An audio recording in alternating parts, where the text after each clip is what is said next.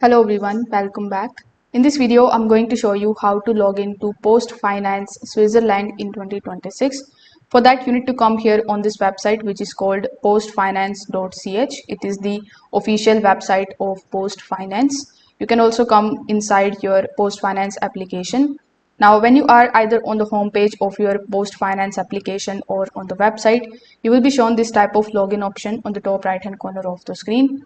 So when you tap on the option of login, you will be landed here on this particular page where you can log in by providing your e-finance number or your username and your password. If the user identification is available, you can also select the option of user identification over here. Afterwards, simply press next in the bottom right hand corner of the screen. Now you can also use the quick login option, in which you just have to simply scan this QR code inside your smartphone and then follow further instructions in order to log in into your account. Now, PostFinance usually requires two-factor authentication before granting you the access.